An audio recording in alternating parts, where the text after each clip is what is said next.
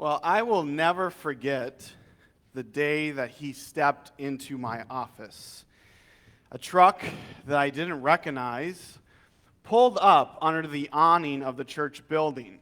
And a man I had never seen before came in and talked with me in my office. Now, mind you, I had only been serving here as pastor for a little over a year. And so I was still trying to kind of figure out, learn names, figure out who's who in the community, especially considering that it was, right after COVID, right? We were still, the social isolation and fog that came with COVID was just lifting. People were starting to kind of finally come out of their shelters or whatever you would call it. And so this man comes in, and immediately I'm kind of taken aback because he seems to be right at home. He compliments the church, tells me that he's been watching services online, and he even hands me some cash to put in the offering plate. And basically, just as quickly as he showed up, he gets up to leave. And I'm like, hold on, wait a minute, time out. Who are you? Do I know you? Are you from around here? Like, what's your connection to the church? And as he leaves, as he's going out the door, he just turns around, and all he says is, "My name is Burl." And then he leaves. And I can't tell you how perplexed I was after this interaction. Because this guy, again, he seemed to be very familiar with the church, yet I had never, in the time I had been here, heard anyone ever talk about someone named Burl. So almost immediately after he left, I texted Alan Miners, because Alan, seems to know everyone in town, seems to know everyone, especially related to the church. I was like, hey, Alan, do you know anyone by the name of Burl? Alan had never heard of him before.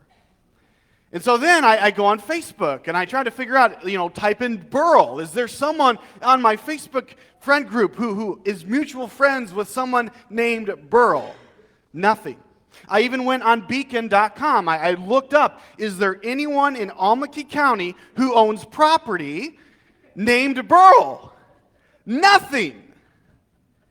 I was just dumbfounded and just kind of wigged out by this mysterious visitor. So months go by, life's moved on, and I've just kind of given up trying to figure out who this Burl guy is. Until one day after church, Dave Jansen comes up to me and says, with a big smile on his face, "So, I heard you met Burl." And I'm like, yes! I've met Burl! Who in the world is Burl? Please tell me. It's been bothering me for months. Burl, if you're in the room, could you stand up?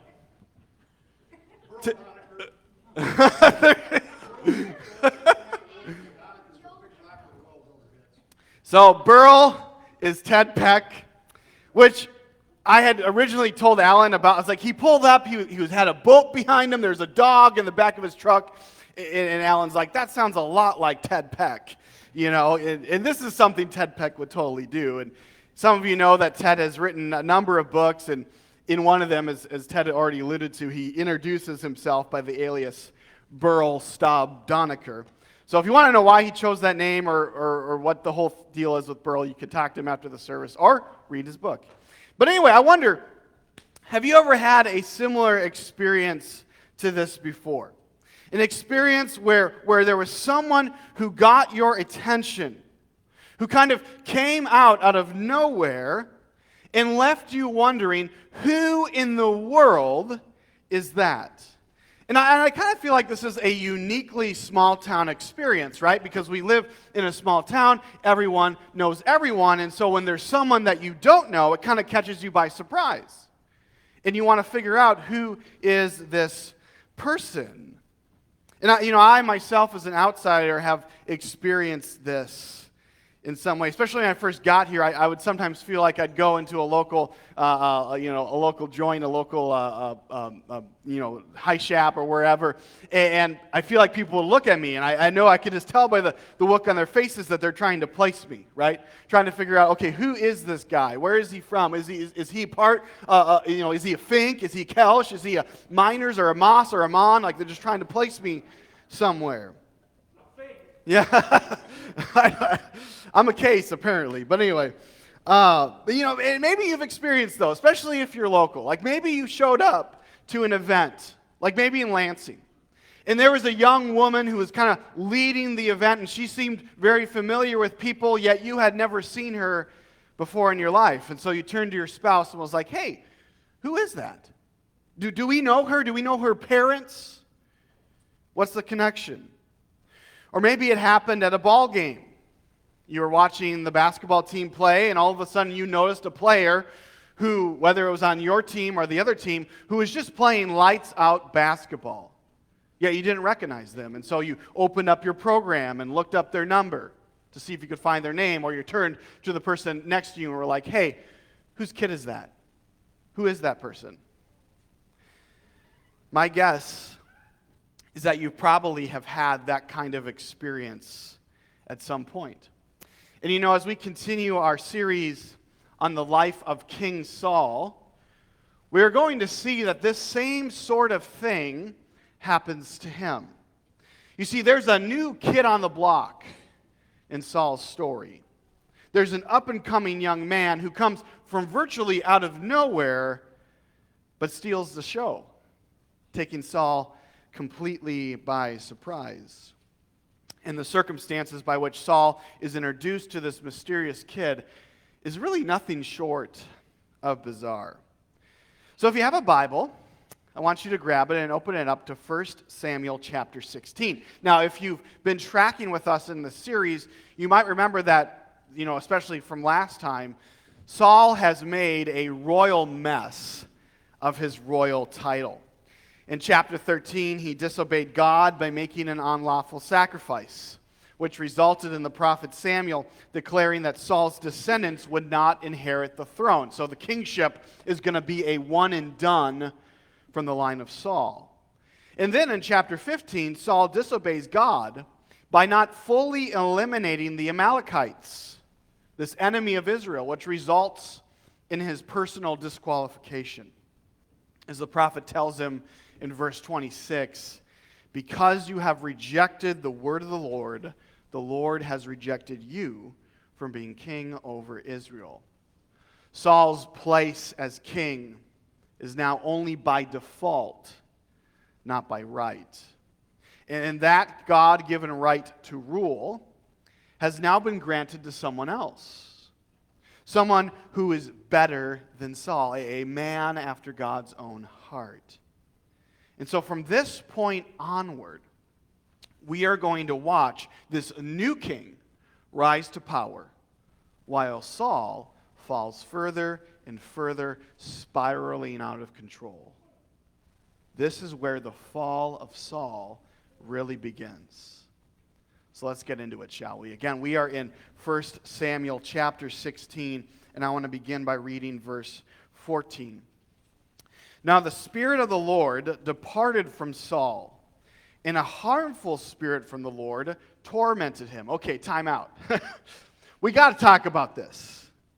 We just started the passage, but this is strange to say the least. You see, when Saul was first anointed king way back in chapter 10, we're told that God's Spirit came upon him. But now, since he's been disqualified, this Spirit of the Lord has left him, which means that the validating and empowering presence of God that gave Saul this right and even this ability to rule has gone away. It's no longer there. And again, this is, of course, due to his disqualification. God's Spirit has left his heart, and something sinister has taken its place. The text says that a harmful spirit from the Lord, or maybe even in your translation it says an evil spirit from God, now torments, even terrifies poor Saul. Now, this is confusing, isn't it? Like, how can God, our good, gracious God, be responsible for sending something evil? Well, I want you to think about it in the context of our current day and age. Just like Saul's time, our news is almost constantly filled with scandals and reprehensible actions committed by people in leadership positions. But despite the differences in each unique circumstance, there's a common fallout that our leaders face. Whether it's a politician that's caught in corruption, a pastor who's having an affair, or a CEO whose name has been incriminated by his presence on the Epstein list, the public outcry seems to be the same. And let me ask you, what is our expectation? What is your expectation for a leader who is compromised? Do you expect them to stay in their position if they're compromised? No. Right? We want them to resign. Right? That's the outcry. People call for his resignation. They call for her to step down, walk away, even turn themselves in if it's appropriate. Once a leader is proven disqualified, we expect them to give up their post. And I think it would have been appropriate, even right, for Saul to have done the same. I think it would have been right for Saul to resign. Again, God has made it clear to Saul, Saul, you're not that guy. You're not the king anymore. I've moved on. You are unfit to rule. So if Saul had any self-respect, even more, any respect for God, he would have abdicated the throne. But one thing you won't ever hear Saul say is what the deposed prophet Eli said when the kid Samuel let him know that God was letting him go. Right? When Samuel tells Eli that God is going to remove him and his family from the priesthood, Eli says, "He is the Lord. Let him do what he sees fit." No. Saul does not accept his divine rejection. He does not submit to God's will in this matter. And as we will see as his story continues, Saul is going to resist and hold on to his power until his dying day. Even when it becomes crystal clear to him who the replacement for his position is supposed to be. And so what we have happening now is that Saul is living outside of God's will for him.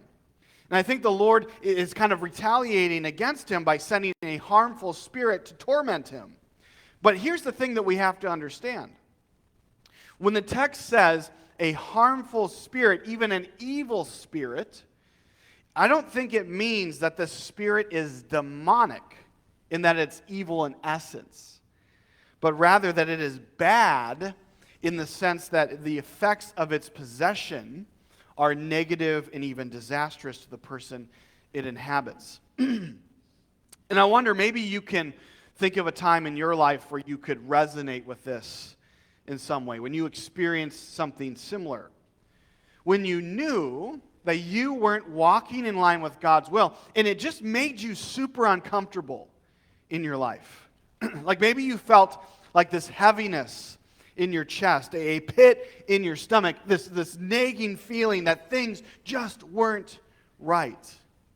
Like maybe it was a sin issue. Like there was someone in your life that you wronged. There was a family member that you stabbed in the back, or a friend that you betrayed, someone you mistreated.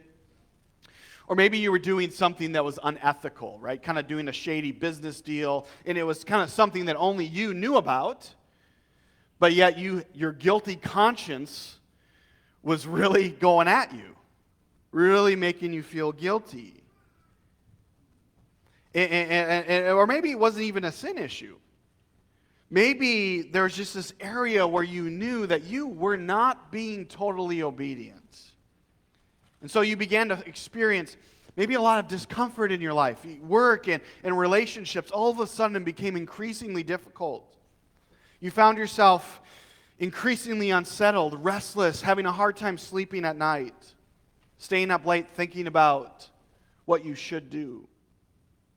You know, one of the Sundays that I was off over the New Year's time, my family and I went to church at Bethany Free Church.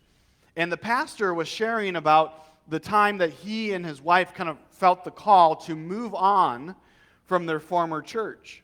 And, you know, as a pastor, that's kind of a difficult conversation, especially when you have children, to sit them down and to explain to them, hey, we're going to have to move, right? Maybe some of you have done that before where you had to tell your kids, we need to get up and move and go somewhere else. And the pastor, though, he told this kid, he said, hey, I'm going to explain to you this way.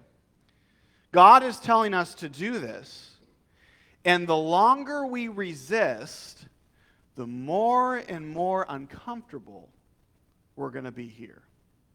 God is going to put things in our path that are going to make us increasingly uncomfortable. And I thought it was a really interesting take. But I think there's a biblical precedent for it. You know, the most famous example of this would be the prophet Jonah, trying to run in the opposite of direction where God was calling him to go. And how did that turn out for poor Jonah? He got swallowed by a fish.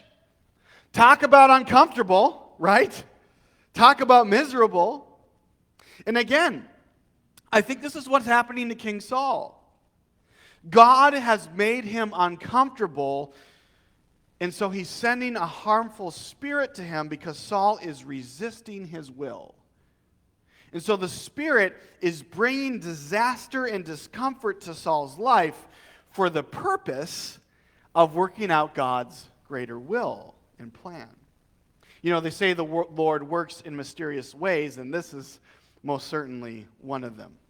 But the good news, guys, is that we will immediately see how this bad spirit is actually able to bring about a good result. So let's keep reading. We are in verse 15. And Saul's servants said to him, behold now, a harmful spirit from God is tormenting you. Let our Lord now command your servants who are before you to seek out a man who is skillful in playing the lyre, and when the harmful spirit from God is upon you, he will play it and you will be well. So Saul said to his servants, provide for me a man who can play well, and bring him to me. One of the young men answered, behold, I have seen a son of Jesse the Bethlehemite, who is skilled in playing, a man of valor, a man of war, prudent in speech, and a man of good presence. And the Lord is with him. Therefore Saul sent messengers to Jesse and said, send me David your son, who is with the sheep. And Jesse took a donkey laden with bread and a skin of wine and a young goat and sent them by David his son to Saul. And David came to Saul and entered his service. And Saul loved him greatly, and he became his armor-bearer. And Saul said to Jesse, saying, let David remain in my service, for he has found favor in my sight. And whenever the harmful spirit from God was upon Saul, David took the lyre and played it with his hand. So Saul was refreshed and was well, and the harmful spirit departed from him. So since Saul is so obviously perturbed, his servants recommend to him something that kind of sounds oddly 21st century. Music therapy. People have, of course, known the power of music almost as long as civilization has existed. And in the same way that lullabies have for centuries been able to put crying babies to sleep, apparently music was already a well-known remedy for troubled minds. But of course, we know this to be true in our culture, don't we? The right playlist is able to change your mood in an instant, isn't it? And this is especially true, I think, with Christian music, right? Which can help your heart when life is hard, kind of remind you of God in a very unique way. But apparently people have heard about a young man in this area who is a skilled musician. His name, David, the son of Jesse. And if we would have looked at the beginning of chapter 16, we would have read about David. We would have seen how the prophet Samuel goes to him and anoints him as king. But this is done in secret, given, the mental state of the current king who sits in the position. But for Saul, this is his first introduction to a boy named David. And so what do we know about this kid? What traits do we have about him? What's the word on the street? Well, according to verse 18, David has a reputation of being a great lyricist, which is, of course, essential to the job. But he's got other qualities as well. It says he's a man of valor, a man of war, which I think, given the stage of David's life, he's still a young teen at this point, is probably more of a reference to his family, right? His dad, Jesse, is a man of war. His brothers are fighters, men of valor. David comes from a family, a powerful family of trained fighters. And he will most certainly prove to live up to, if not exceed his family standard. So David is a man of war, but he's also a man of prudent speech. He's good with his words. You need only open up your Bible to the book of Psalms to see that's true, right? David has this way of speech. But he's also a person of good presence, which might literally mean good looks. He's handsome. But I think it talks about and describes David kind of having this overall calming presence. But most importantly of all, the Lord is with him, which is obviously a good thing. But ironically for Saul, this overwhelming evidence of God being with David is going to eventually pose a serious threat to this king. And really, this is the irony of the entire passage. David's presence in this chapter puts Saul at peace. But as their relationship progresses, having David in his life is going to make Saul increasingly unsettled. Because again, it will become more and more obvious that David is God's anointed. That David is the one poised to take Saul's place on the throne. And so Saul will become increasingly paranoid, even afraid of David. This young boy will become the bane of his existence. Not because of anything that David does, but because of that gnawing feeling inside of Saul's heart that knows that he is no longer the one that God wants to be on the throne of Israel. And so his jealousy and his hatred of David will eventually eat Saul alive. But for now, he likes the kid. David's great. He helps him feel better. But as verse 18 says, David is more than just a good musician. There's a lot more to this kid, which leads us to kind of transition to one of the most famous stories in the entire Bible. As chapter 16 ends and chapter 17 begins, we are transported from the calm of the chambers of the king to the chaos of the battlefield. We are brought to the situation where the Philistines, the dreaded enemy of Israel, has somehow managed to regroup after being thoroughly routed by Saul's son Jonathan. And they are now out in full force. They are retaliating once again. Both armies have gathered near the valley of Elah. This picture on the screen shows this valley, which was a strategic entry point into the Philistine homeland. A critical place to have control and entry into either country. However, though the conflict between these two nations has been ongoing for decades, there's something different about this battle. Even though the Philistines and the Israelites have fought numerous times, this time, the Philistines are trying something different. They have brought out their secret weapon.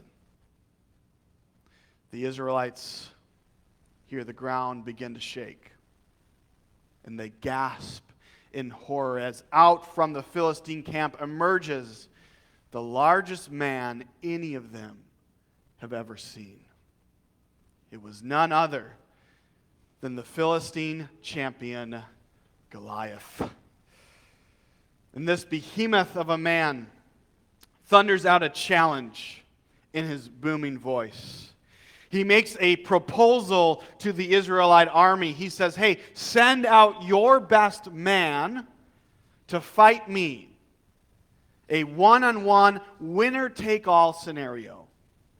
If Goliath wins, the Philistines will take the Israelites as slaves, but if the Israelite champion wins, then the Philistines will be the slaves of Israel. Now, if you grew up going to church, you probably know the story of David and Goliath pretty well. And even if you didn't, you still might be familiar with it.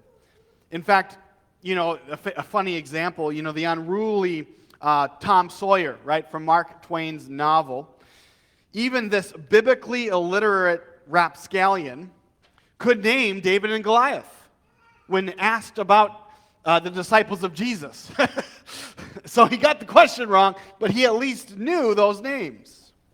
The point is that you've probably heard this story before, right? You've heard about it. When you go on SportsCenter or ESPN, you hear about a David and Goliath matchup, right? It's very much ingrained in our culture. But I want us to look at this very familiar story through the unique perspective of King Saul. Because first of all, what is Saul's response to the presence of Goliath? Well, verse 11 tells us. It says that when Saul and all of Israel heard these words of the Philistine, they were dismayed and afraid. Dismayed and afraid. This is Saul's mental state in the face of this imposing challenger. And it kind of makes sense if you think about it, because who would be the logical person to go out there and face Goliath? Saul, probably, right? Saul's a giant of a man himself, right? The scripture tells us he's like a head taller than everyone else. He's probably 6'5". He's a big guy. Not to mention that he's the chief, right? He's the leader of Israel. But you won't catch Saul dead out there. He is dismayed and afraid. And we definitely can't blame him. Anybody, I think, would feel this way in that sort of a situation. But here's the thing. Saul's not just anybody, right? He's the king. He's the leader of Israel's army. And I think the thing about all great military leaders that they have in common is this ability to rise above the fray of fright in the thick of battle and inspire their men to muster up courage. Whether historical or fictional, the greatest leaders are this emblem of bravery in the face of impossible odds. Right? It's Aragorn at the Black Gate in The Lord of the Rings, who after noticing the fear in the eyes of his men, declares that a day may come when the courage of men fails, when we forsake our friends and break all bonds of fellowship, but it is not this day. This day we fight. It's King Henry V in Shakespeare's play, who in the face of impossible odds encourages the hearts of his men with this timeless line, the fewer the men, the greater the share of honor. And it's Winston Churchill, right, who in the wake of this great military disaster in the looming invasion of the Nazis boldly proclaimed, "We shall go to the end. We shall defend our island, whatever the cost may be. We shall never surrender." This is Saul's moment, right? This is his chance to give the Aragorn speech. This is his chance to be Winston Churchill for his people. And it's even greater in this scenario because he has a chance to not just model courage, but to inspire faith in the Lord. Right? They have God. God has already acted miraculously to defeat the Philistines in the past. But Saul doesn't do that. He stays hidden in his royal tent, shaking with fear and dreading the challenge of the champion Goliath. But as this big man of a king cowers under his covers, one of his attendants comes in with some surprising news. "Sire, we found someone who is willing to face the giant." The king's ears perk up. And he beckons for this person to be brought to him. At last, he thinks, after 40 days, there's finally someone willing to fight this fight so that I don't have to. But Saul's hopes are completely dashed the minute he lays eyes on the man. If you could even call him that. He's really a child. in all sincerity. And Saul, I imagine, looks at him, and then all of a sudden he recognizes the face. Wait a minute, I know this kid. Wait, this is the guy who plays liar for me. There's no way. This is David. But there's no way he's not even 18 yet. He's too young to fight. He's so small that Goliath would certainly squish him like a bug. But out of the mouth of this tiny teen comes a big pledge. And David said to Saul, "Let no man's heart fail because of this giant. Your servant will go and fight with this Philistine." And I just imagine Saul laughed. You? Are you serious? You're just a kid who plays music and watches sheep. This man's a trained fighter, not to mention 3 times your size. But I'm sure Saul's laughter quickly faded as he saw the determined look on this boy's face. Oh, no. He's serious. He means this for real. And David, it continues in the passage. Look at verse 34. So we're told that David said to Saul, "Your servant used to keep sheep for his father. When there came a lion or a bear and it took a lamb from the flock, I went after him and struck him and delivered it out of his mouth. And if he arose against me, I caught him by his beard and struck him and killed him. Your servant has struck down both lions and bears, and this uncircumcised Philistine shall be like one of them, for he has defied the armies of the living God." And David said, "The Lord, who delivered me from the paw of the lion and from the paw of the bear, will deliver me from the hand of this Philistine." And Saul said to David, "Go, and the Lord be with you." Apparently, David's resume of fighting wild animals is enough to convince Saul to let him go out into the battle, which is kind of surprising, given that there's a lot on the line here, right? If David loses, all of Israel's going to be enslaved. But Saul's pretty desperate, I imagine, at this point. He's out of all other options. This is his best option. Yet there's something about this young man that I bet gave Saul pause. That left quite an impression on him. There's something about this boy David that stirs up something in the king's heart. That maybe even gives him a little hope that maybe a miracle is in fact possible. Maybe God is going to show up somehow in some way through this scrawny, freckled-faced kid. And so, like a hesitant father handing the keys to his newly 16-year-old son, Saul says, "Go, and the Lord be with you." You know, it's this interaction between David and Saul that makes me think about something we talked about a couple weeks ago at the men's Saturday Bible study out of the Daily Bread devotional. Some of you have probably heard of Travis Kelce before. He's most famous for being Taylor Swift's boyfriend. Tough crowd. Anyway. He is a professional athlete as well, right? But that's just a minor detail. In any case, Kelce was somewhat of an unruly youth. He wasn't the most well-behaved teenager, child. And during a football practice one time, a frustrated coach once told him, "You know, everyone you meet in this world is either a fountain or a drain." And you can imagine what Kelce was being in that moment. But isn't that the truth? Isn't that the truth that there are some people that you meet who are just draining?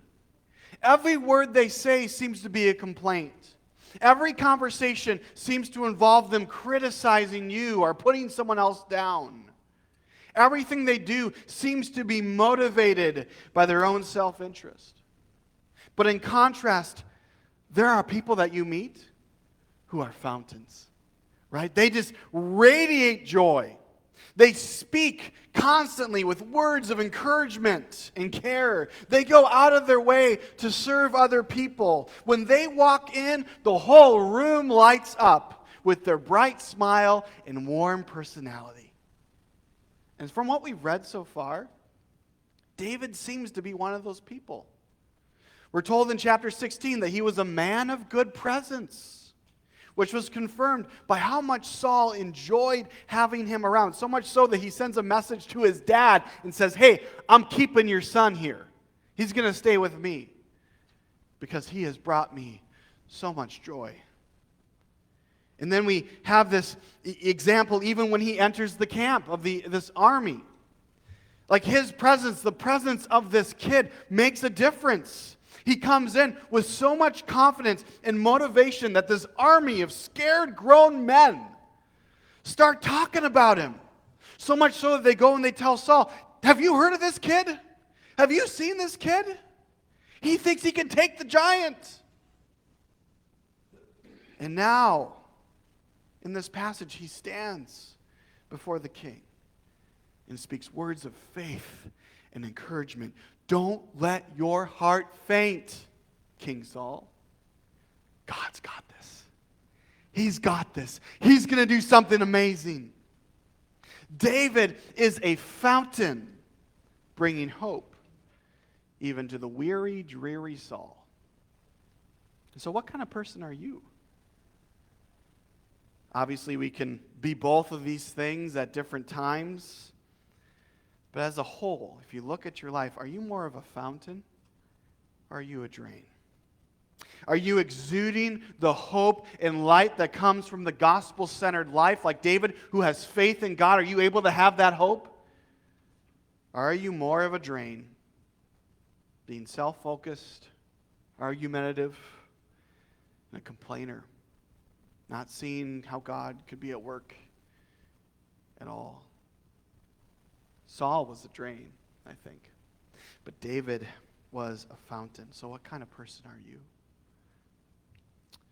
Well, after giving David the blessing to go out and fight, Saul watches from afar as this boy, armed with only a sling and stones, approaches the behemoth in the battlefield. And we're told in verse 55 that as soon as Saul saw David go out against the Philistine, he said to Abner, the commander of the army, "Abner, whose son is this?" And Abner said, "As your soul lives, O king, I don't know." And the king said, "Go ask whose son this is." It's a very human interaction, isn't it? Right? "Whose kid is this anyway?" Saul says. His commanding officer responds with a very candid, "Sire, I have no clue. I don't have any idea. He's come out of nowhere," right? We get the picture that though Saul probably remembered who David was, he didn't know much beyond that, right? Because David was just a servant, right? He was just this guy who played music for Saul. There's so many different people in Saul's life, so many servants who waited on him hand and foot. David was just one of those guys. He didn't really care about who his daddy was. But now this young man has really gotten his attention. Man, if he can actually pull this off, David's not going to just be a servant anymore. And so Saul needs to know where he is from, and eventually he finds out, verse 57. And so as soon as David returned from striking down the Philistines, spoiler alert, right, David wins, Abner took him and brought him before Saul with the head of the Philistine in his hand. And Saul said to him, "Whose son are you, young man?" And David answered, "I am the son of your servant Jesse, the Bethlehemite." Again, this kid has come out of nowhere. A lowly shepherd boy, the youngest of brothers from a small country town, is now going to be the most famous person in the entire country. He is David, the son of Jesse, but from now on, everyone is going to call him David, the giant slayer. And really, because of this, his fate and his story is going to be directly intertwined with Saul's story. Because defeating the Goliath actually came with quite a payday for David, According to verse 25, King Saul vowed to bless the man who defeats Goliath with vast riches and to even make his whole family tax-free. But what will ultimately tie the stories of Saul and David together is the final reward for defeating the giant Goliath. And that is the hand of Saul's daughter in marriage. David's not nobody anymore. He's a part of the family now. And again, most would be happy about this. David is this fountain of a personality, someone who brings life and light wherever he goes. He has brought peace to Saul's heart, and he has now brought peace and victory to the entire nation. But as Saul grows increasingly threatened by David's charisma and his abilities, he is going to become increasingly draining. He is going to do whatever he can to put David down to the point that he's going to try to eliminate him altogether. But that's another story for another day. Let's pray. God, we thank you for your word. We thank you for this also familiar story of David and Goliath, but how through it we can see these different personalities of Saul and David colliding. And God, just the power there is of having earnest faith and trust in you that allows us to be bold and do great things. God, we ask that as we contemplate the words of this passage today, that you would help us to think about how can we be a fountain in the lives of people around us. God, help us to not be draining, not be self-focused, not be complainers, not be people who doubt your ability to do great things. But God, may we be like David, just fountains who express faith and trust in you to do amazing things, that go out of our way to serve other people, that go out of our way to just bring encouragement and joy. God, life is hard, and so it can be easy to be stuck in that that drainage, God. But Lord, help us to look to you and see how you are doing great things, even in the midst of hardships of life. God, we love you, and we just lift your name high today. It's in your name we pray. Amen.